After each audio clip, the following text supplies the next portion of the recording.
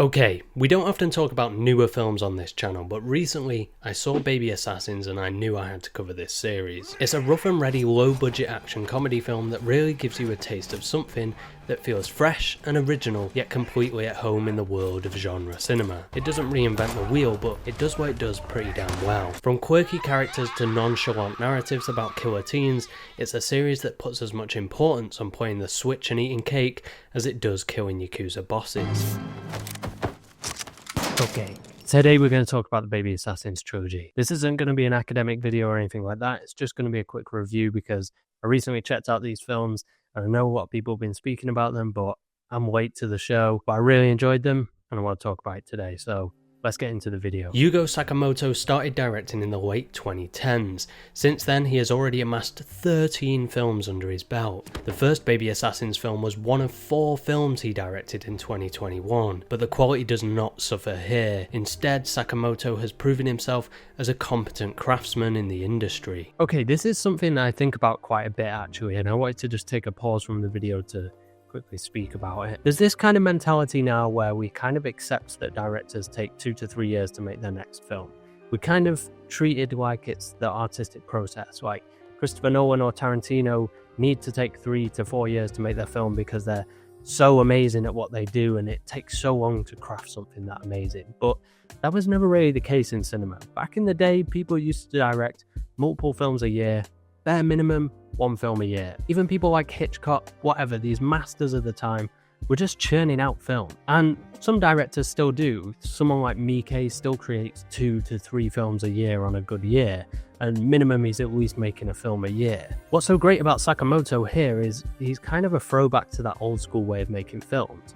Like I said, the first Baby Assassins film was one of 4 films he made that year. He's just making these low-budget, great films, kind of a throwback to like the V cinema era of just churning out film. But the quality is still there as well. And as a result, we've already got 3 films from this amazing trilogy, and they're all amazing. We didn't have to wait 5 years to get to it. I just think it's really interesting how that used to kind of be the norm, and we've still got great films, but now we kind of see it as these amazing auteurs need 4 to 5 years, but there's a lot of other directors back in the day that kind of churned out quadruple times that many films and still made amazing pieces of films. Anyway, maybe, I don't know. Always thought it's kind of funny. I don't know if it's an industry thing or what, but it's interesting the way that's changed.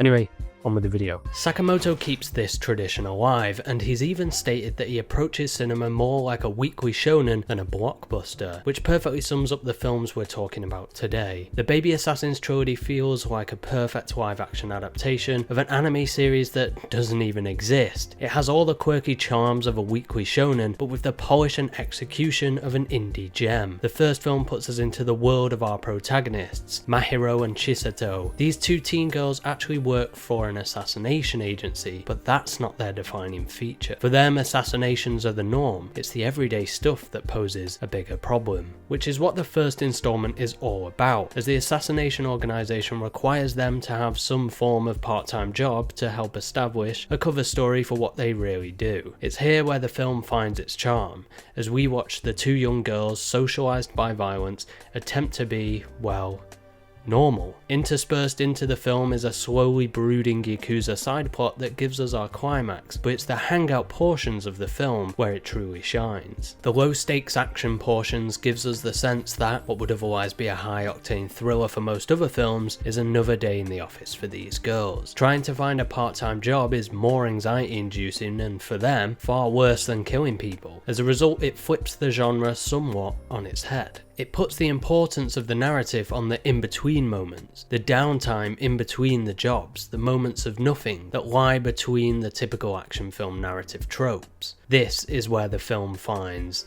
its joy. In the sequel, we lean more into the hangout vibe of the first film, with an even lower stakes side plot. Here we meet 2 male versions of the girls essentially, and these 2 assassins want to challenge the girls to take their spot. It's a simple little setup for the film to have some form of final climax, whilst the overall narrative is more concerned with the girls being put on suspension from the industry, resulting in them struggling to find money and even falling out with each other. The sequel fleshes out their characters and draws us further into their world.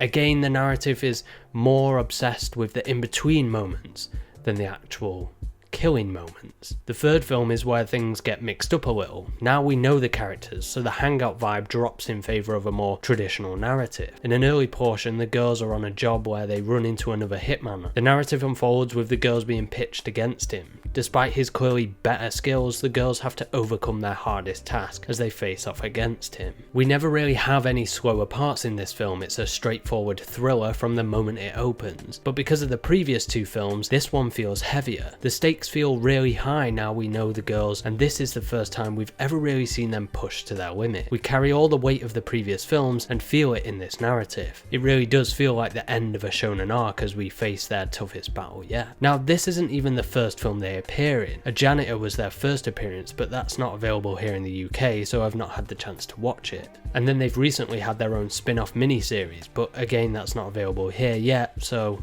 I can't say if it's worth watching. In conclusion, the Baby Assassins trilogy is a breath of fresh air in the action comedy genre. It masterfully balances quirky slice of life moments with slick, hard-hitting action, creating a world that feels both grounded and absurd in the best way possible. Sakamoto's unique approach, treating cinema like a weekly shonen, results in a series that prioritizes character and charm just as much as action and spectacle. Each film builds upon the last, evolving from a laid-back hangout movie to a high-stakes thriller, whilst never losing sight of what makes the series so special. Its offbeat humour, enduring protagonists, and unconventional approach to storytelling. By the time we reach the third film, we're fully invested in their story, making every challenge they face feel all the more intense and rewarding. Baby Assassins is absolutely worth your time.